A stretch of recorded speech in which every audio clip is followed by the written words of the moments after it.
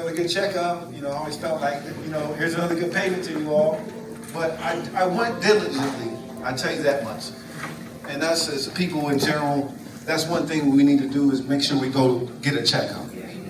Because that's what happens sometime of us all. We don't make those appointments and we don't go and we think like, I don't need a doctor's appointment because I'm taking care of myself. But you do need to get that checkup because things transpire with our bodies as we get, I guess, as they say, over 50. When we hit that 50 age, things start transpiring with our body. So, and then it even happens earlier just as well. But, so for me, when I went into my doctor, I went in and I just said, hey, I can remember this day, I'll never forget it. I said, she said, Mr. Johnson, your doctor's appointment, everything went well, your numbers are great. And she said, is there anything you'd like to bring to my attention? And I said, yes, I'd like to bring something to your attention because I noticed some swelling in my throat and I was kind of scratching my throat on a regular. And I just said, hey, yeah, I'd like you to check my throat. So she looked inside my throat, my doctor, and she said, well, it doesn't look normal. She said, I'm not a throat specialist, so let's get an appointment for you to go up to the Cleveland Clinic, the University Hospital in Cleveland. I said, perfect, do I have to wait? And she said, no, we're gonna get you right in. So I was like, okay, perfect. So I went in, she observed me and she said, well, it doesn't look normal either, we need to do a biopsy. And I think that was on a Thursday. And I said, I was just kind of eager. I was like, do I have to wait a long time? Can I just get in? Because I was eager to see what it was. And she said to me, no, we don't. We're going to get you in on Tuesday. I think it was a Tuesday. And I felt very excited about that because there again, the man upstairs, God, he gave me favor at the time. I tell you what, that was favor to be able to get my process pushed forward. So push me forward. Break it down. I went in for that biopsy. Excuse me. And I, to be honest with you, I always thought I was like the toughest man out there, to be honest. I was just like, oh, this is nothing. And I went in and I did the biopsy. Let me get this clicker. She handled it. So yeah, that was the point right there when I went in, I was going through my biopsy. And I was just like, okay. And I just thought like to myself, and I always kept the faith. My father always told me, when you're going through something, just plant your base and just go through it. Because in life, you have to go through it. We can't just jump from A and go to Z or go to, J. You got to go A, B, C. So I knew it was going to be a process. And when I woke up from the biopsy and everything, lovely doctor, she said, you have cancer on your tonsils. And I was like, okay. And I was still excited, to be honest with you, because I was just like, well, we're going to just take my tonsils out, right? And she said, yeah. And I said, can we get them both out so I don't have to worry about the other side or anything like that? And she said, well, that's what we're going to do. And I said, okay, perfect. And she took them out.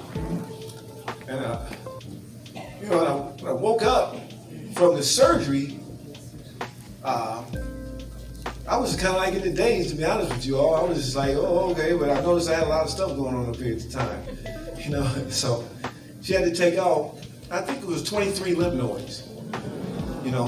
Because it spread it a little bit. So, but at the time I couldn't talk or nothing, so we ended up not going on with that because I had some things in my throat and whatnot. And I said, I couldn't say anything at that time. I was just wondering, like, okay, what happened? I thought I was just taking out my tonsils. I said, we're on a whole nother level here. So I got to recover a little. She said, it spread it in your lymph nodes. So we're going to have to do some, and one thing I like about her, she never sugarcoated nothing with me. And I didn't want to be sugarcoated.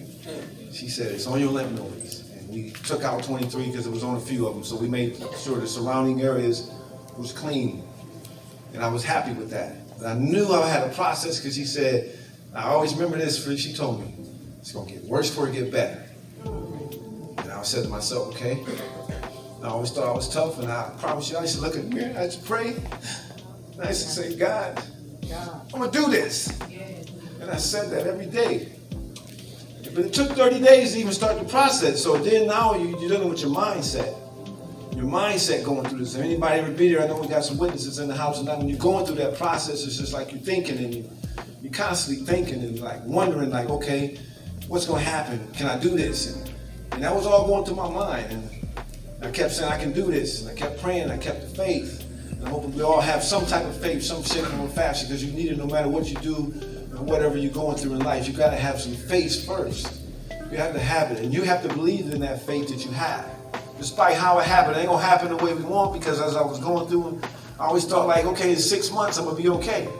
That's what I kept saying. 6 months went by, and just imagine you can't eat, you can't swallow, you know. So, and I was going through the chemo and the radiation process, and probably for 30 days, I remember my doctor used to ask me, I used to come back to her, and she used to say, "How you feel?" And I was like, "I feel great."